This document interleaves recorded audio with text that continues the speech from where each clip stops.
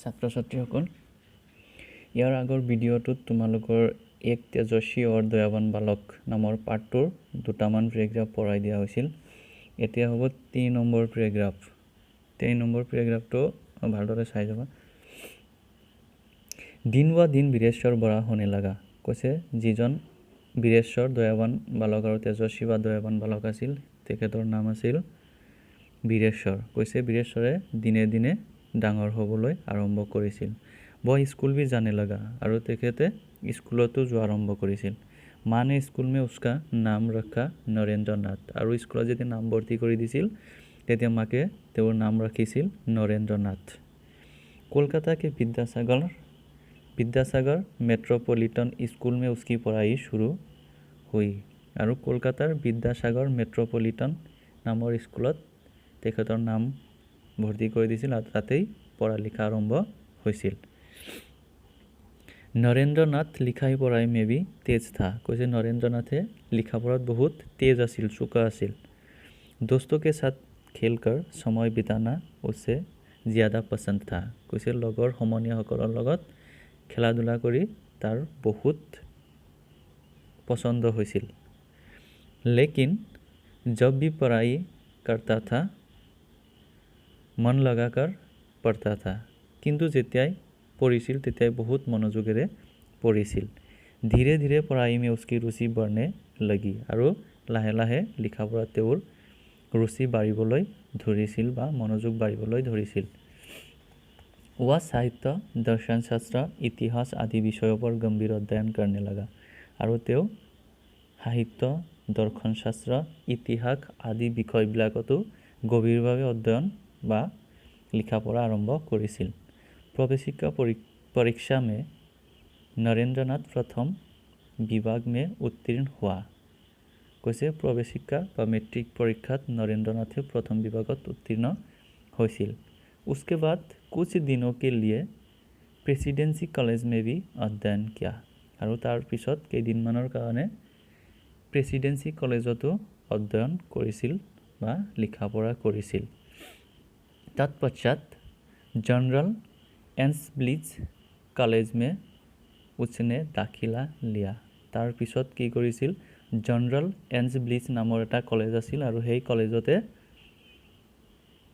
की কৰিছিল नाम भर्ती কৰিছিল। आज यो कॉलेज स्कॉटिश चर्च कॉलेज नाम से परिचित है। कैसे আজি সেই कॉलेजখন स्कॉटिश चर्च नाমৰ कॉलेजर नाम লৈ रूपान्तरित হৈছে আৰু সেইটো নামে জনাজাত হৈ আছে। ইয়াৰ পিছত আহিব তাৰ পিছৰ পেৰাগ্ৰাফ। कॉलेज में पढ़ते समय नरेंद्र नाथ का प्रिय विषय रहा दर्शन शास्त्र। और जेतिया कॉलेजत पढ़ि আছিল तेतिया नरेंद्र नाथर प्रिय विषय আছিল दर्शन शास्त्र। यूनान जर्मनी आदि देशों के दर्शन शास्त्र का उसने विस्तार पूर्वक अध्ययन किया। कैसे यूनान जर्मनी आदि देशर जिবিলাক दर्शन शास्त्र আছে সেইবিলাক विस्तार पूर्वक भावे तेखेते अध्ययन কৰিছিল। उसके मन में तरह तरह के प्रश्न उठने लगे और जेतिया अध्ययन কৰিছিল तेखेतर मनत विभिन्न धৰণৰ प्रश्न उद्रेक হ'বলৈ धरिছিল। उन्हीं प्रश्नों के उत्तर ढूंढते हुए वह एक दिन दक्षिणेश्वर काली मंदिर के साधक रामकृष्ण परमहंस के पास पहुँचा। कैसे সেই प्रश्नবিলাকৰ उत्तर বিচাৰি বিচাৰি এদিনাখন কি কৰিছিল দক্ষিণেশ্বৰ কালী মন্দিৰ এটা আছিল, সেই কালী মন্দিৰৰ সাধকজনৰ ওচৰত, সাধকজনৰ নাম আছিল रामकृष्ण परमहंस, तेखेतर ओसरत गई उपस्थित হৈছিল। उसके विचारों और सिद्धांतों से वह इतना प्रभावित हुआ कि उन्हें अपना गुरु मान लिया। और तेखेतर विचार और जिবিলাক কথা কৈছিল সেই সিদ্ধান্তবিলাকৰ प्रभाव तेखेतर ওপৰত ইমানে পৰিছিল, ইমানে ভাল পাইছিল যে সেই रामकृष्ण परमहंस নামৰ যিজন ব্যক্তি আছিল সেই ব্যক্তিক निजर गुरु हिसाबे मानि लैছিল। अपने गुरु की छत्र छाया में नरेंद्र ने वेद उपनिषद गीता आदि का अध्ययन किया কৈছে নিজৰ গুৰুৰ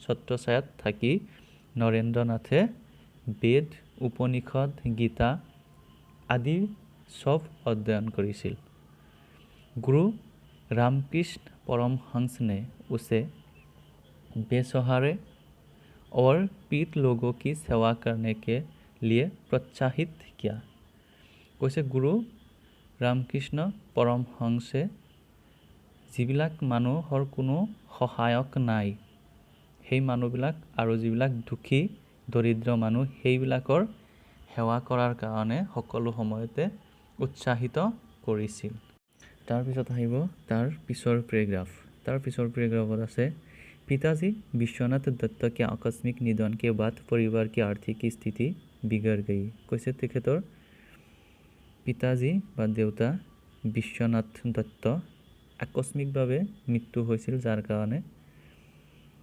তেওঁৰ পৰিয়ালৰ যেটো আৰ্থিক স্থিতি বিগড় গই মানে নোহোৱা ভাঙি গৈছিল आर्थिक स्थितिरो बेया হৈছিল उस समय नरेंद्र बीए पास कर कानूनी की पढ़ाई कर रहा था और हेइखिनि সময়ত नरेंद्र बीए पास কৰি कानूनी বা নিয়ম নীতি বা যিবিলাক হেই লয়াৰ হয় উকিল হয় হেতু পঢ়াই কৰি আছিল লিখা পঢ়া কৰি আছিল परिवार का दायित्व उसके नाजुक कंधों पर आ पड़ा আৰু দেউতাকৰ মৃত্যু হোৱাৰ কাৰণে সেই পৰিয়ালৰ দায়িত্বটো তেওঁৰ মূৰত বা কান্ধত আহি পৰিছিল মানে দায়িত্বটো তেওঁ ল'ব লগা হৈছিল নৰেন্দ্ৰ কো পঢ়াই চৰনি পৰি আৰু সেই কাৰণে নৰেন্দ্ৰ লিখা পঢ়া এৰিব লগা হৈছিল फिर भी नरेंद्र ने अपना हौसला बनाए रखा और अपनी साधना व लगन से ज्ञानार्जन करता रहा কিন্তু তথাপিও যদিও লিখা পঢ়া বাদ দিব লগা হৈছিল তথাপি নৰেন্দ্ৰই নিজৰ হৌসলা নিজৰ যেটো উদ্যম উৎসাহ হেইটোৱে দি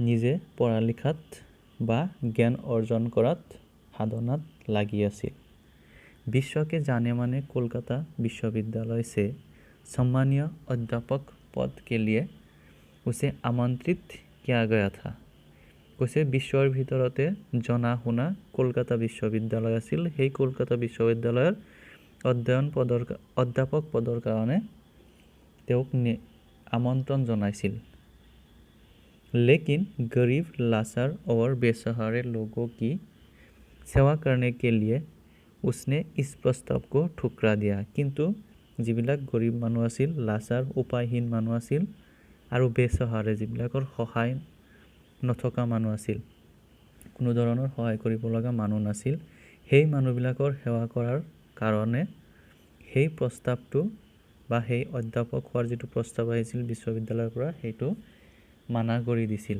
কাৰণ অধ্যাপক হৈ থাকিলে কি জানি সেই মানুহবিলাকক সেৱা যত্ন কৰিব নোৱাৰিব সেই কাৰণে অধ্যাপক পদটো লোৱা নাছিল তাৰ পিছৰ পেৰাগ্ৰাফটো আছে ভালদৰে চাবা 25 वर्ष की अवस्था में नरेंद्र ने गेरुआ वस्त्र धारण किया কৈছে 25 বছৰ যেতিয়া বয়স হৈছিল সেই 25 বছৰ বয়স যেতিয়া হৈছিল সেইখিনি সময়তে নৰেন্দ্ৰ নাথে गेरुआ वस्त्र धारण কৰিছিল মানে সন্ন্যাসী বিলাকে যিবিলাক বস্ত্ৰ পিন্ধে কাপোৰ পিন্ধে সেই ৰঙৰ কাপোৰ পিন্ধিছিল মানে সন্ন্যাসী হৈছিল सन्यास लेने के बाद वे स्वामी विवेकानंद नाम से लोकप्रिय हुए আৰু যেতিয়া সন্ন্যাস লৈছিল বা সন্ন্যাসী হৈছিল তাৰ পিছতে তেখেতৰ নাম হৈছিল স্বামী বিবেকানন্দ আৰু যেটো পিছত বহুত লোকপ্ৰিয় হৈছিল আমি সবে গম পাওঁ तत्पश्चात स्वामी विवेकानंद जी ने पूरे भारतवर्ष की यात्रा की কৈছে তাৰ পিছতেই स्वामी विवेकानंद पूरा भारतवर्ष यात्रा কৰিছিল বা ঘূৰিছিল বা ফুৰিছিল इस यात्रा में उन्होंने राजाओं की विलासिता और प्रजाओं की दरिद्रता देखी আৰু যেতিয়াই পুৰা ভাৰতবৰ্ষ ঘূৰিছিল যাত্ৰা কৰিছিল তেতিয়া দেখিছিল ৰজাসকলৰ বিলাসিতা ৰজাসকলে কেনেকে মানে খাই বৈ ধুনীয়াকৈ থাকিছে আৰু প্ৰজাবিলাক বা যিবিলাক সাধাৰণ মানুহ আছিল সেইবিলাকে কেনেকুৱা দৰিদ্ৰ বা দুখীয়া অৱস্থাত থাকিব লগা হৈছিল। समाज में व्याप्त अंधविश्वासों और कुसंस्कारों को भी देखा আৰু সমাজত সেইখিনি সময়ত যিবিলাক অন্ধবিশ্বাস আৰু কুসংস্কাৰ আছিল সেইবিলাককো ভালদৰে দেখা পাইছিল। इन सब चीज़ों का उनके मन पर गहरा प्रभाव पड़ा और उन्होंने देश में आधुनिक एवं वैज्ञानिक शिक्षा का अभाव महसूस किया। কৈছে এই বস্তুবিলাক চাই তাৰ মনত এটা গভীৰ প্ৰভাৱ পৰিছিল আৰু সেইকাৰণে তেখেতে নতুন এখন আধুনিক আৰু বৈজ্ঞানিক শিক্ষাৰ প্ৰভাৱ যাতে পৰে বা দিব পাৰে সেইটো অনুভৱ কৰি নতুন এখন দেশৰ কল্পনা কৰিছিল। मन ही मन स्वामी जी इन चीज़ों से मुक्त एक शक्तिशाली भारत का सपना देखने लगे আৰু সেইকাৰণে মনে মনে স্বামী বিবেকানন্দই মনে মনে এই বস্তুবিলাকৰ পৰা মুক্ত এটা শক্তিশালী ভাৰত যাতে হয় সেইটোৰ সপোন লাহে লাহে দেখিবলৈ ধৰিছিল। যাতে প্ৰজাসকল যেনেকুৱাকৈ বিলাসিতাত আছে আৰু ৰজাসকল যিবিলাক বিলাসিতাত আছে আৰু প্ৰজাসকল যেনেকুৱা দুখত আছে সেইবিলাক আৰু লগতে যিবিলাক অন্ধবিশ্বাস আৰু কুসংস্কাৰ ভাৰত দেশত আছে সেইবিলাকৰ পৰা মুক্ত এখন শক্তিশালী দেশ যাতে গঢ়িব পাৰি সেইটোৰ সপোন স্বামী বিবেকানন্দই দেখিবলৈ ধৰিছিল। তো এইখিনি তোমালোকে ভালকৈ পঢ়িবা আৰু ইয়াৰ পিছত আৰু এটা নেক্সট ভিডিঅ'ত দিম তোমালোকক, গতিকে এইখিনি মনোযোগেৰে পঢ়িবা আৰু নোৱাৰিলে মোক সুধিবা।